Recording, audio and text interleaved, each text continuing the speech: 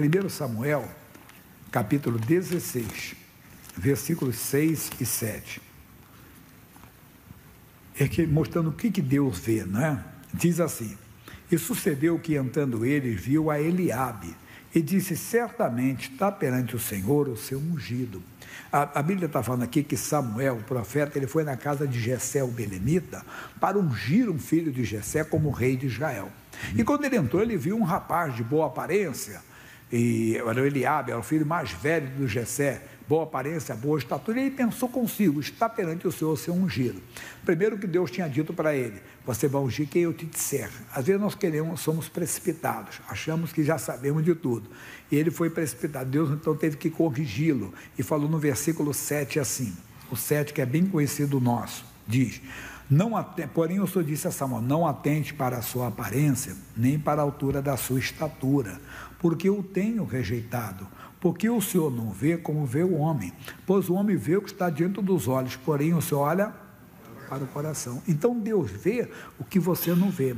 Qual é a nossa mensagem? Nós temos que andar com Deus para que Ele habite em nós, para que possamos ter a visão do Senhor, entenda bem, através de nós. O Senhor vai mostrar, nós precisamos de nos unir, de andar mais com Deus, nos envolver mais com Ele. Veja que coisa bonita, é o Salmo 33, esse eu não dei, versículos 13 e 14. Salmo 33,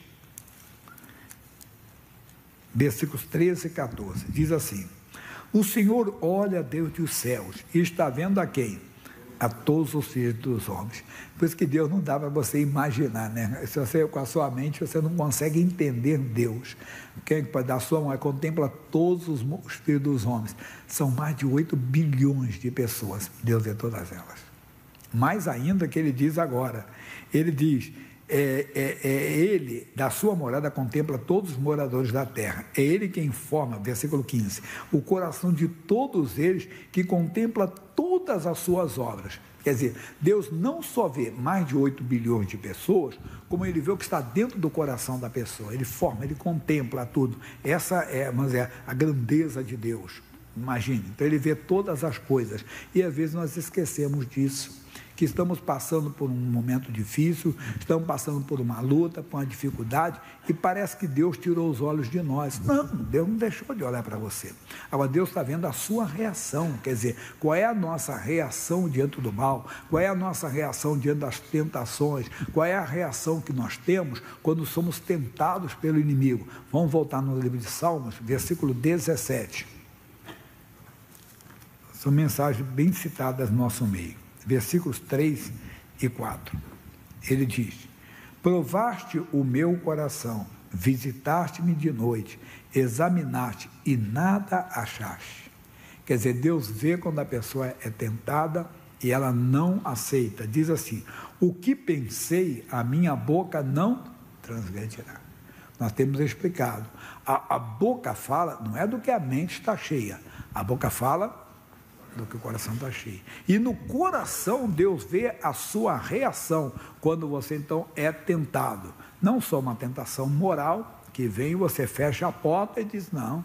Quer dizer, veio o pensamento e você diz: não, eu sou de Jesus, quero isso. Está amaldiçoado em nome de Jesus. Quer dizer, você não aceita, você não se submete àquilo de maneira alguma. Quer dizer, você não se rende àquilo de maneira alguma. Você fica na palavra de Deus, muito importante. Mas também veio uma tentação a respeito de alguém que te ofendeu, te machucou, que aquela pessoa tem que pagar, que aquela pessoa vai sofrer, que alguma coisa vai acontecer. Diz: não, Deus, tenha misericórdia. Senhor, eu não vou desejar isso para essa pessoa, que ela se converta, que ela se arrependa. Eu não vou desejar o mal dela. Você fechou a porta. Então isso é importante. Agora nós vamos ver o que eu falei durante o dia. O Senhor entrou lá na casa de Pedro, lá em Mateus capítulo 8. Mateus capítulo 8, versículo 14. E Jesus, entrando na casa de Pedro, viu a sogra deste jazendo com febre. A ver, nós estamos vendo, irmão. Nós entramos na nossa casa e não percebemos que tem alguém perturbado, tem alguém atormentado, alguém deprimido, alguém angustiado, alguém pensando até em loucuras. Mas nós não conseguimos ver que uma criança às vezes está com... Porque Não se usava muito esse termo bullying no passado, né? Mas você usa bastante. E às vezes tem, mas tinha, que o pessoal não usava esse termo. Quem não recebeu um apelido, às vezes, errado na escola? Não sei se eu já tive apelido na escola, você deve ter tido também, né? O meu era Cabeção, o pessoal falava assim, né? Mas tem gente, quer dizer, não me machucou, mas tem gente que se machuca. Tem gente que tem aquele, às vezes, quem usava óculos, não lembra como que a pessoa falava? Quatro olhos, não, 4 olhos, né? 4 olhos, não sei o quê. E uma porção de apelidos que a pessoa dava lá fora, que às vezes machuca a criança, quando não, tenta até mexer com a personalidade, com o caráter até da pessoa. E às vezes é no trabalho, às vezes, entenda bem, até dentro de igreja, se deixar. Então, nós temos que verificar, as pessoas estão feridas e não percebemos, estão perto de nós. Jesus entrou na casa de Pedro e viu isso aqui, nós temos que ver mais. Mas eu quero falar um pouco mais de um assunto bem citado esses dias, que foi o Natanael, em João capítulo 1. Eu estou com a outra palavra para dar, que eu dei no culto durante o dia. João 1, versículo 44. 1,44. E Filipe é de Betsaida, cidade de André e de Pedro. Filipe achou Natanael e disse-lhe: havemos achado aquele de quem Moisés escreveu na lei, de quem escreveram os profetas, Jesus de Nazaré, filho de José. Disse Natanael: pode vir alguma coisa boa de Nazaré? Disse Filipe: vem e vê. Eu tenho explicado que isso aqui é uma tática que nós temos que usar na evangelização. Às vezes nós convidamos a pessoa, ela não vem, né? Falamos do programa, ela não assiste, mas nós temos que falar. Quem vai convencer a pessoa não sou eu nem você, é o Espírito Santo. A nossa mensagem, a nossa missão é ir e pregar, e o Evangelho temos que pregar. Quem convence é o Espírito Santo. Lá em João capítulo 16, no versículo 8, diz o que? 16, 8. E quando ele vier, convencerá. Então, quem convence o mundo do pecado, as pessoas do pecado, é o Espírito Santo. Nós temos que falar. Também quem convence a pessoa a vir à igreja é o Espírito Santo. Você faz o convite, ela rejeita. Às vezes você acha que ela rejeitou e rejeitou de pronto. Só que o Espírito de Deus vai trabalhar no coração daquela pessoa, como trabalhou no Natanael. Filipe não discutiu, não. Vem e vê. Ele foi. Às vezes a pessoa diz não e acaba indo. É aquele caso do pastor, que todas as vezes, né? Eu vou até falar de um outro caso, de um pastor que eu tenho 2 casos de pastores, um é que o missionário conta. Esse que eu conto é do pastor Adriano, que é o pastor da Vila Ré. A mãe dele foi até para a glória agora, esses dias. A mãe dele ia para a igreja, ele não gostava não, brigava, mas brigava mesmo. Ficava bravo, né? Brigava com a mãe e tudo. Aí o que ela fez? Ela começou a ligar a televisão e deixar. Aí ela notou que ele começou, de atrás da cortina. E foi assim, né? Eu já falei que virou um pregador. Então você tem que convidar a pessoa. Se ela não aceita, deixa Deus trabalhar. Vai pedindo sabedoria para Deus. O outro pastor, ele conversava com a esposa dele. A mãe não queria saber do evangelho, mas ele conversava com a mãe. Mãe, hoje lá na igreja aconteceu isso, teve uma libertação aquilo. E ela saía de perto quando eu falava de igreja. Mas um dia ela ficou de curiosidade escutando. E ela começou a gostar da conversa, quer dizer, já era o trabalho do Espírito Santo. Esse foi um trabalho muito bonito que o Senhor fez no coração de Natanael. Aí diz assim, Jesus viu Natanael vir ter com ele, então Natanael foi. E disse dele: eis aqui um verdadeiro israelita em quem não há dolo. Disse Natanael: de onde me conheces tu? Jesus respondeu e disse-lhe: antes que Filipe te chamasse, te vi eu estando tu debaixo da figueira. Vou explicar, que já expliquei bastante esses dias. Quer dizer, Jesus viu ele lá debaixo da figueira, fazendo uma oração. Por quê? Porque a reação dele, quer dizer, a surpresa dele, a euforia dele, Natanael respondeu e disse: Rabi, tu és o Filho de Deus, tu és o Rei de Israel. Deus tem visto, se você tem orado, se você tem buscado Deus, eu quero te conhecer mais. Ele tem visto. Se você tem entrado lá em Mateus 6,6, como ele diz, vamos lá para Mateus 6,6, o que ele fala lá? Ele fala uma coisa importante: mas tu, quando entrares, entra no teu aposento e, fechando a tua porta, ora a teu pai, que vê o que está oculto. Vai lá, fala com Deus. Deus vai te mostrar o que está oculto e Deus também está te vendo. Ninguém está te vendo, mas Ele está te vendo. E principalmente Ele vê a sinceridade do seu coração ali. Deus, eu quero te conhecer, eu quero me envolver mais contigo, eu quero me aproximar mais de ti. É isso que temos que fazer. Ele está vendo todas as coisas. Ele vê você abrindo o coração para Ele. E quando você está diante dele, peça uma coisa importante. O quê? Vamos lá para o Salmo 139. Salmo 139, versículos 23 e 24. É um salmo de Davi.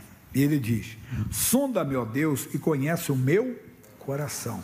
Prova-me e conhece os meus pensamentos. Aí você pode pedir para Ele.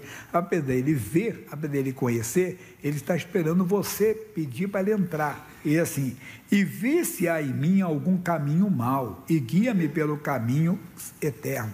Quer ver, tomamos decisões, ou estamos com ideias que parece que estão certas. Não está. Às vezes é o inimigo nos tirando do caminho, nos tirando da presença de Deus. O diabo, quando você veio para a igreja, um usava drogas, outro usava bebida, outro era deprimido, outro era angustiado. E às vezes não vai te tentar na mesma coisa. Uma das coisas que o diabo consegue entrar na vida da pessoa é uma frieza espiritual, achando que o local que ela está não é mais dela. Desculpa a expressão, como eu ouço cada baboseira, não, que acabou meu ciclo nessa igreja, meu tempo aqui acabou, teve o tempo. Isso é besteira, irmão. Isso é o diabo querendo esfriar você. Porque aquele início ali era muita coisa que Deus tinha, e o diabo, sabendo que ali você poderia produzir muito mais para o reino de Deus, ele tende como se fosse fazer um acordo contigo. Eu não vou acabar contigo, eu não vou destruir, mas vou tirar de você. Quer dizer, ele tira você. É claro que ele não aparece de chifre, com garfo não dizendo, sou eu o diabo. Não estou falando isso com medo de perder alguém, mas é alertar você para não cair na cilada do diabo. Você começa a ver aquilo que você não via antes. Não, porque a igreja está muito fria, a igreja está muito quente, a igreja é muito barulhenta, a igreja não está com barulho, tem não sei o quê. Todo mundo tem momentos na vida. A igreja também tem. Aí o que a igreja faz? Ela permanece na presença de Deus. Não pode. É o Abacuque, ainda que a figueira não floresça, ainda que a vide não dê o seu fruto, ainda que não haja ovelhas, não haja vacas, todavia eu me alegrarei no Senhor. E Deus está vendo isso, que você não murmura, você não questiona. Quando você passa pelas lutas, quando você passa pelas adversidades, você não perde a paz. O que contenta você, o que alegra você é a presença de Deus. Então, estamos vendo que Deus é, e claro que tem muita coisa aqui que não dá para mostrar tudo. Por exemplo, ele viu um homem cego de nascença. Veja lá rapidinho ali, João 9, ele diz: e passando Jesus, viu o homem cego de nascença. Olha que bonito, ele vê o que você não vê. Ele vê a pessoa, entenda, o chamado, que tem um chamado. Como é que é isso? Mateus 9,9. Olha o chamado. Diz: e Jesus passando adiante dali, entenda bem, viu assentado na alfândega onde se cobrava impostos, um homem chamado Mateus, e disse-lhe: segue-me. E ele, levantando-se, o seguiu. Será que foi de uma hora para outra? Não, Deus estava trabalhando no coração do Mateus, que é chamado de Levi também. E ele tinha um chamado. Ele tinha um chamado. Quando eu disse vem, às vezes nós achamos que a pessoa não tem chamado. Tem chamado. Pode ter a certeza, mas nós ficamos acanhados, principalmente como uma pessoa como era ele. Era um publicano, um cobrador de impostos, que tinha um bom rendimento. Tanto que o publicano era considerado uma pessoa pecadora, mas uma pessoa de bem. E às vezes você tem a vergonha de chamar uma pessoa, não, você sentiu, assim, irmão, Deus está te chamando para pregar o evangelho. E às vezes é uma pessoa que tem bem empregada. Aliás, Jesus sempre fez isso. Era o Pedro e o André que tinham um barco de pesca. É o João e o Tiago que tinham barcos, né? Tinha uma empresa realmente. Deixaram tudo, foram fazendo a obra de Deus. Quando são chamados por Deus, não tem isso. É que nós somos acanhados. Então, somos acanhados. O missionário R. Soares, uma vez, tinha um pastor, o pastor lá de Taubaté hoje, Francisco, e ele estava aqui conosco. Ele disse: Francisco, você tem que levantar jovens pregadores, verificar. Ele disse: não é isso, mas é como se fosse isso. Um rapaz que quer uma moça para casar. Que ele vai reparar? Ele vai reparar uma moça que ora, na é verdade, que tem compromisso, entenda bem, com Deus, que você vê no véu de brincadeirinha. A mesma coisa é a moça, que quer um rapaz para casar, fica com aquele cara, está sempre conversando muito com moça. Um homem que conversa com muito moça, bem, deixa para lá, senão o pessoal vai me criticar. A pessoa conversa muito com o moço, tem que verificar. Se ele realmente, claro, tem um evangelista, às vezes o conselheiro de uma mocidade, da igreja, é uma coisa. Mas ele então explicou isso. Então, Francisco, você fica olhando aquela pessoa que você vê que ela tem um compromisso. Aí você vê uma pessoa orando, buscando a Deus, compreendendo. Aí você chega perto dele e diz assim, mas eu sou um empresário. Ué, o que é isso? Se Deus está dizendo, ou eu sou um funcionário público de um bom rendimento, ou sou tenente da Polícia Militar, não sei o quê. Se Deus chamou, amigo. Você fala, claro, muitos terão o tempo integral e outros não, às vezes são voluntários, pregadores que vão ocupar congregações. Nós estamos levantando esse grupo de pessoas que vão estar à frente de várias congregações, entende? Eles vão estar numa quarta-feira à noite ou numa terça-noite, pregando numa quinta-noite e um domingo de manhã só, ou domingo de manhã e de noite, e estão servindo ao Senhor, continua o trabalho deles. É o ministério que Deus dá, mas temos que pedir essa visão para Deus. Bem, vamos voltar aqui para a mensagem então. Você tem que se abrir diante de Deus, porque Deus quer trabalhar. Deus, então vê se tem em mim alguma coisa que está errada, algum plano, algum sentimento que não provém de ti, tira. E Deus vai tirar, amém? Mas agora nós vamos voltar aqui para 1 Samuel capítulo 16, mas do versículo 14 ou 14, né? 1 Samuel 16, 14, foi durante a semana, durante o dia todo. 1 Samuel capítulo 16, versículo 14. Cheguei, aí ele diz assim: e o Espírito do Senhor se retirou de Saul. Isso pode acontecer, pastor Jaime? Pode. Mas os dons não são irrevogáveis, os dons. Agora, quanto ao seu andar contigo, depende de você. Amós 3,3, quem é que não lembra? Amós, andarão dois juntos, se não estiverem de acordo. Quer dizer, se eu não estou de acordo com a palavra de Deus, Deus não vai poder andar comigo. Eu posso frequentar a igreja, eu posso estar no púlpito da igreja, mas Deus não está comigo. E isso eu vou notar no dia de uma adversidade, quando eu enfrentar o quê? Um espírito mau. Ele está dizendo aqui, e o assombrava um espírito mau da parte do Senhor, quando ele fala da parte permitida, Deus não pode fazer nada, é a mesma coisa que está acontecendo, o que não quer dizer que andando com Deus, você não possa enfrentar o espírito mau, você pode, mas você põe ele para correr, resistir ao diabo e ele cuidar de vós, mas quando você não está ligado, você se assusta, você se assombra, você se apavora. Por que Deus deixou de andar com ele? Porque o Saul, no capítulo 13, 1 Samuel 13, versículo 8, diz, e esperou 7 dias até o tempo que Samuel determinara. Não vindo, porém, Samuel a Gilgal, o povo se espalhava dele. Então disse Saul, trazei-me aqui um holocausto e ofertas pacíficas, e ofereceu holocausto, que era sacrifício do passado, hoje não tem isso. E sucedeu que, acabando ele de oferecer o holocausto, eis que Samuel chegou, e Saul lhe saiu ao encontro para o saudar. Então disse Saul, que fizeste? Disse Saul, porquanto via que o povo se espalhava de mim, e tu não vinhas nos dias aprazados, e os filisteus já tinham se ajuntado em Migmais. Eu disse, agora descerão os filisteus sobre mim a Gilgal, ao Senhor não orei, e forcei-me e ofereci o holocausto. Disse Samuel a Saul, agiste neciamente, sem pensar, loucamente, e não guardaste o mandamento que o Senhor teu Deus te ordenou, porque agora o Senhor teria confirmado o teu reino sobre Israel para sempre. Quer dizer, ele tinha um mandamento. Qual o mandamento? Que ele não podia oferecer o sacrifício no lugar do sacerdote. Mas veja o que ele diz, eu fui forçado. E quantas vezes? Não, meu marido não me dava atenção, minha esposa não me dá atenção. Mas foi motivo para você pecar? Quer dizer, mais do que pecar, foi desobedecer ao Senhor. Quer dizer, além de você fazer o errado, você não, mas porque, esqueça, que o marido santo santifica a mulher santa santifica o marido, buscando a conversão daquela pessoa. Como, por exemplo, a pessoa é ofendida, a pessoa vem e discute, você vê cristão xingando, discutindo, mas por quê? Lá na segunda carta de Paulo a Timóteo, 2,24, você conhece, diz assim, e ao servo do Senhor não convém contender, mas ser manso para com todos, apto para ensinar sofredor. A ver, sofremos. Você está vendo o vídeo, agora nós estamos no ar, nesse momento, ao vivo. Nós estamos ali pelo Facebook, pelo Instagram, pelo YouTube. Entra lá, desculpa, um bobo, não falei nada para ele, a pessoa coitada, perturbada, seu isso, seu aquilo, até xingando mesmo. que eu vou fazer? Eu vou xingá-lo também? Não. A pessoa que cuida da paz vai dizer assim, Deus abençoe, entenda bem, tenha misericórdia de você. Ele insiste e bloqueia, mas não vou discutir com ele. Não tem que ao céu do sul. O que é contentar? Brigar com palavras. No 25 ele diz, 25, olha só, instruindo com mansidão aos que resistem, aí você fala com mansidão, a ver se porventura Deus lhe dará o arrependimento para conhecer a verdade, 26, e tornar a despertar, desprendendo-se dos laços do diabo, em cuja vontade estão presos. A pessoa estava na prisão do diabo, você vai entrar nessa? Então não entra, não arrume desculpa. Saul arrumou desculpa, mas Deus é misericordioso. No capítulo 15, ele diz assim, no 15, então disse Samuel a Saul, enviou-me o Senhor a ungir-te rei sobre o seu povo, sobre Israel.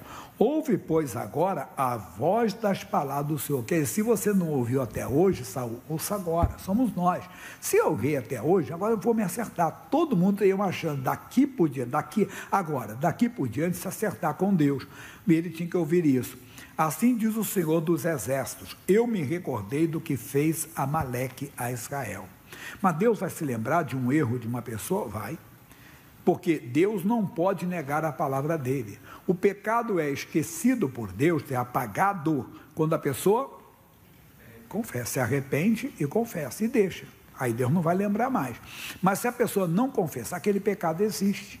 Aquele pecado não prescreveu, quer dizer, Deus não perdeu o direito também de não te ouvir por causa do pecado, porque está escrito que os nossos pecados nos separam de Deus, e o pecado que não foi confessado, ele existe, está separando você de Deus. Lá no livro de Números, capítulo 32, versículo 23, diz assim, e se não fizertes assim, o pecado não é o álcool, as drogas, tudo isso é pecado também, mas o pecado é toda a desobediência a palavra de Deus. E ele diz, e se não fizesse assim, eis que pecaste contra o Senhor, porém sentireis o vosso pecado quando vos achar. Quando é que isso acontece? Quando você se deparar com a impossibilidade, com uma dificuldade, uma perturbação, um ataque do rei, você vai tremer, você vai se assustar. Foi o que aconteceu com Saul. Então ele não guardou a palavra de Deus, não ficou a palavra de Deus, não ouviu, Deus mandou, ele foi lá na batalha, Deus destrua totalmente. Olha o que Deus fala para ele, voltando aqui, assim diz o Senhor, eu me recordei do que fez Amaleque a Israel, como se lhe opôs no caminho quando subia do Egito, vai, pois agora e fere Amaleque, e destrói totalmente tudo o que tiver, não lhe perdoes. Porém, aí ele fala aqui que não interessa para nós hoje, quer dizer, não fique com nada deles. Mas aí ele foi, já deu uma ordem, não matem Agaque. Quem é Agaque? O rei dos amalequitas. Ele poupou. Aí também poupou o melhor das vacas, das ovelhas. Ele disse que foi o povo, mas ainda que tivesse sido o povo, pessoal, Deus mandou, vamos obedecer a Deus. Mas reis, são ovelhas, são vacas. Deus mandou não ficar com nada, mas ele não obedeceu. Aí o que aconteceu? Ele continuou reinando. Continuou porque ele tinha, aí Davi entra no exército de Israel, Davi se torna um comandante lá, que vencia as batalhas, derrotava os filisteus, e tinha a cobertura espiritual do homem chamado Samuel. Mas no capítulo 28, Samuel, como todo mundo um dia, vai morrer. Capítulo 28, versículo 3. E já Samuel era morto, e todo o Israel o tinha chorado e o tinha sepultado em Ramá, que era a sua cidade. E Saul tinha desterrado, acabado com os adivinhos e os encantadores. E ajuntaram-se os filisteus e vieram, e acamparam-se em Sunem. E ajuntou Saul a todo Israel, e se acamparam em Gilboa. E vendo Saul o arraial dos filisteus, temeu e estremeceu muito o seu coração. Lembra? Deus, ausência de medo. Medo, ausência de Deus. É o que está acontecendo, a pessoa está se assustando. Não, você pode enfrentar, mas Deus está contigo, você não vai tremer. O caso aqui que estamos explicando é que ele sentiu a ausência de Deus só no dia do perigo. E é bom para nós. Por que bom, pastor? Porque aí você tem tempo de se acertar, de se reconciliar, mas ele não fez isso. Você continuar toda a leitura, ele vai até na hora da morte, que ele vai perder a vida naquela batalha ali, até o último momento, entenda bem, o que ele fez, capítulo 31, ele simplesmente não buscou a vida, ele buscou a morte. Os filisteus, pois, pelejaram contra Israel, e os homens de Israel fugiram de diante dos filhos dos filisteus, e caíram atravessados na montanha de Gilboa. E os filisteus apertaram com Saul e seus filhos, e os filisteus mataram a Jonas e a Aminadab e a Malquizua, filhos de Saul. E a peleja se agravou contra Saul, e os flecheiros o alcançaram. E muito temeu por causa dos flecheiros. Então disse Saul ao pajem de arma: arranca a tua espada e atravessa-me com ela, para que porventura não venham esses circuncisos e me atravessem e escarneçam de mim. Nenhum momento ele pediu a vida para Deus. Até que o próprio Amalequita depois diz, aí pode ser, alguns interpretam como uma história que ele fala, aí já no 2 Samuel já, quando o Amalequita vai se apresentar ao Davi, e ele diz que chegou no campo de batalha, e o Saul estava lá, entenda, com a espada atravessada sobre ele, mas ainda estava vivo ainda.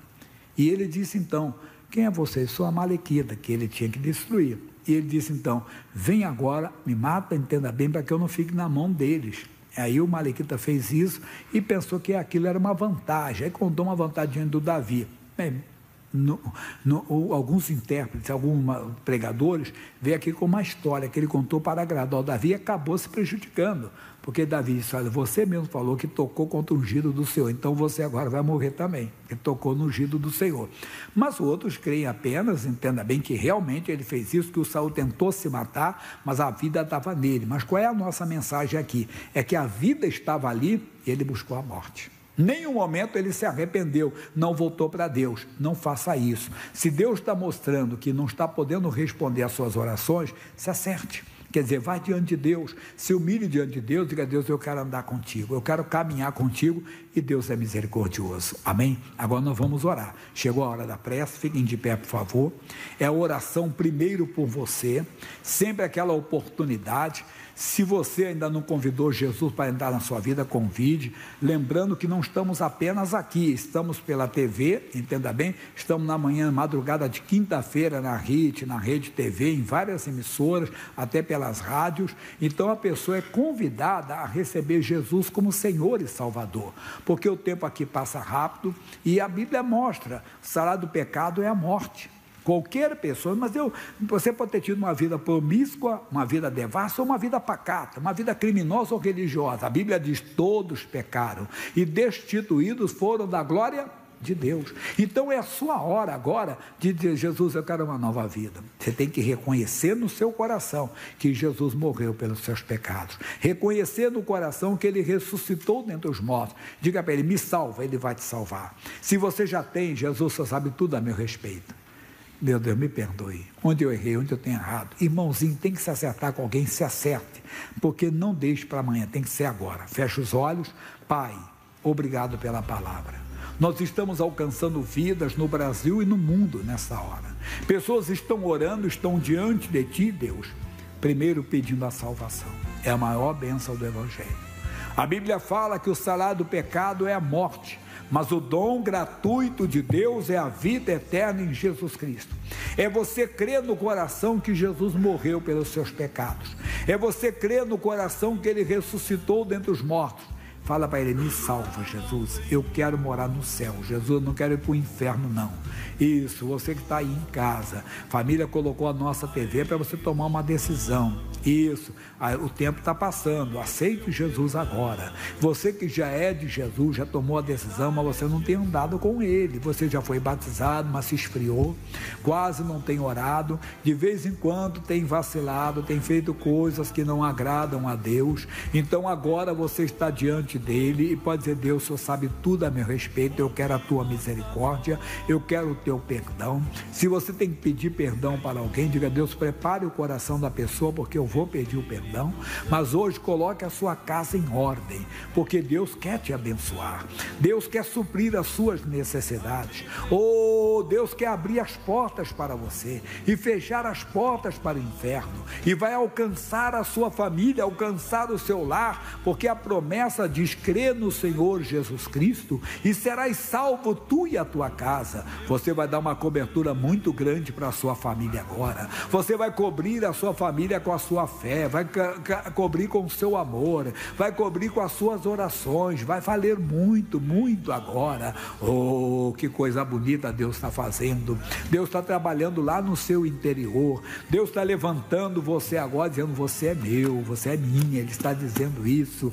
Oh, você é meu servo, meu filho, você é criatura minha. Isso, você pertence ao Senhor. Agora nós vamos fazer aquela oração da família. Pega a folha da campanha que você está com ela, com o nome dos seus familiares, e apresente para Deus agora. Diga assim: Senhor Deus, esta é a minha família. Por ela agora, Senhor, dobrarei os meus joelhos. Você pode dobrar os joelhos? Dobre. Se você não consegue dobrar os joelhos, você pode sentar, porque é só uma posição de reverência, de unidade, porque todos estão, então ninguém fica em pé, nos seus obreiros e pastores. Aí você vai citar o nome da pessoa da família por quem você está orando, e vai dizer: Deus, ele está doente. Começa pelos enfermos, como temos feito aqui às quartas. Meu Deus, é alguém desta casa que tem um câncer, que tem metástase do câncer. Eu tenho orado por uma senhora, Deus, com metástase do câncer, para que ela te conheça verdadeiramente, que seja um testemunho impactante. Deus, venha sobre ela. Deus, vem agora. Aquela senhora me pediu oração e disse: pastor Jaime, o câncer entrou no fígado, em várias partes, toca nela. O homem que pediu hoje oração porque a mãe dele teve um AVC, teve que colocar, Deus, um dreno. Jesus, Senhor é Deus, para reverter esse quadro e todas as sequelas do derrame desaparecerem. Que fala do diabético, aquele que está com má circulação, que está para tirar um pedaço do pé, Deus, um pedaço da perna, Deus, porque a ferida não cicatriza, porque a má circulação. Nós colocamos esta vida diante de Ti agora, colocamos aquela pessoa que está cega, que está perdendo a visão por causa da catarata, do glaucoma, de uma doença degenerativa, de um pico de pressão, um pico de glicemia. Entra no surdo, Deus, que perdeu a audição, entra no mudo, que perdeu a fala, entra no paralítico, que perdeu os movimentos, está perdendo cada artrose, artrite, bursite, reumatismo, hernia de disco. Aquele homem está com a inflamação do ciático, não aguenta trabalhar. Deus, vem agora. Estamos orando, Senhor, por aquela pessoa que está perdendo as forças por causa da esclerose, Deus. Ela está perdendo a força nos músculos, Deus. Oh, entra agora, Deus, com o poder da restauração na pessoa que tem um problema na mente, tem depressão, tem pânico, tem ansiedade. Aquela senhora com Alzheimer lá de Campinas, Deus. Oh, Jesus, aquela mulher do Mato Grosso com Alzheimer, entra na vida dela. Entra agora, nós estamos colocando vidas diante de Ti. Aquele que está com depressão, que não sai de casa. Quantas vezes um marido ou uma esposa não liga mais para a vida conjugal, não é um amante, não é uma amante, é depressão. Entra e muda essa história. Entra na vida da criança que nasceu com uma síndrome, nasceu, Deus, com uma dificuldade ou uma deficiência, mas eu não posso deixar de crer que o Senhor não restaure. Entra. Eu creio que Deus faz isso, eu creio que Deus faz maravilhas, que Deus faz até mais do que podemos pedir, pensar ou imaginar, porque Ele é Deus. Ele está entrando agora, Deus. Aquele que sofreu um acidente, aquele que teve perda da massa encefálica, aquele que o médico diz que nunca vai enxergar, ou nunca mais vai se levantar, o que vai ter uma vida vegetativa, que aquele que tomou um tiro, ficou paraplégico. Deus, o Senhor é Deus de milagres, o Senhor é Deus de maravilhas. Estenda as tuas mãos agora para aquele que foi fazer uma cirurgia, tirado e tomou, deu uma parada cardíaca e está em coma até hoje. São anos que aquele homem está em coma. Eu não posso deixar de crer em Ti, Deus. Estenda as tuas mãos lá para a cidade de Campinas, operando esse milagre. Opera, Deus, opera com a tua mão forte, opera com o teu poder libertador na vida de um alcoólatra, um pinguço, Deus, que todo mundo debocha, todo mundo escarnece, todo mundo zomba, até a família, o filho da fulana, o marido da fulana, o pai do fulano, é cachaceiro, é pinguço. Mas Deus, aquele demônio não vai prevalecer. Nós estamos amaldiçoando esse vício, e esse demônio está sendo amarrado, esse demônio do vício, esse demônio que prende a pessoa no boteco, na cachaça, na rua, nem no boteco ele entra, que não deixa ele entrar, Deus, porque ele arruma algazarra. Entra na vida do drogado, aquele que qualquer dia ele vai para a biqueira, vai para a boca de fumo, aquele que está se envolvendo com crime, aquele que se envolveu com crime, que está preso, Deus, aquele que está preso injustamente, também oramos por ele, pela justiça. justiça. Venha, Senhor, venha, Senhor, tu estás restaurando vida agora. Aquela pessoa, Deus, que está presa, Senhor, nas apostas, que está presa, Senhor, no carteado, que está presa, Senhor, nas máquinas, aquele que está preso na pornografia, o seu cônjuge se sente uma pessoa inútil. Entra, Deus, entra na vida de um adúltero, de uma adúltera, de um homem que está de cabeça virada, uma mulher que está de cabeça virada, uma pessoa que deixou a família para morar com outra. Foi um trabalho feito, um trabalho de macumba, feito com 2 bonecos de pano, um de costa para o outro, trabalho feito para o casal brigar, trabalho feito na linha da morte para alguém morrer e a pessoa viúva casar com a outra. Entra, desfazendo agora todo o mal, toda a perturbação que está nessa casa, onde essa pessoa vê vultos, essa pessoa ouve vozes, ela escuta passos, ela escuta gargalhada, que essa mulher que vê uma mulher, um vulto de uma mulher deitado no quarto, Deus, onde ela dorme, onde o marido dorme. Muda agora, Deus, essa história. Entra com essa mão forte, entra com o teu poder libertador na vida de um desempregado, de um endividado, de uma pessoa que já andou por cima e tem andado por baixo. Isso, aquele jovem que não consegue decolar, aquele homem que não decola na profissão dele, Deus, ele não consegue se levantar, ser o que ele tinha que ser. Nós quebramos toda a barreira agora, nós quebramos toda a obra do inferno. Não tem macumba, não tem feitiço, não tem bruxaria, não tem magia negra. Eu levanto a minha voz agora contra o inferno, eu levanto a minha voz contra os principados, contra as potestades, contra toda a obra da maldade, contra toda a obra do inferno. Nós estamos desfazendo agora, quebrando o feitiço, anulando o feitiço, quebrando no poder que há no nome de Jesus Cristo. Agora, meu irmão, vai se levantando. Ao se levantar, levante a folha numa atitude de fé, onde eu digo, isso é uma atitude simbólica, que você está levantando a sua família, igreja de joelhos, família de pé, levante a sua família, e eu digo, perdeu Satanás, tire a mão dessa família, sai do doente, sai do enfermo, ô espírito da morte, sai de lá agora. Estamos mandando, estamos exigindo, estamos ordenando toda a opressão maligna, toda a opressão diabólica que está nessa casa, que está nessa família, não vai continuar, não vai permanecer. Nós exigimos, nós ordenamos, sai, espírito da morte, sai agora. Vamos, demônio da pressão alta, demônio do infarto, demônio do derrame, demônio da isquemia, da neurisma, demônio da má circulação, vai saindo daí agora, da perna da pessoa, ela não vai amputar a perna. Espírito da diabetes, vai saindo agora. É quebrado o teu poder, é quebrado o teu domínio, toda a opressão do inferno vai saindo, vai saindo, vai saindo. O poder está no nome de Jesus. Demônio do alcoolismo, demônio do vício das drogas, demônio da prostituição, demônio da normalidade, que levou o rapaz a ter uma vida promíscua, a moça a ter uma vida promíscua, vai embora. Perturbação no lar, perturbação na família, sai, tem que sair o demônio do desemprego, o demônio das dívidas, da amarração financeira, fora, saia em nome de Jesus. Levante a folha.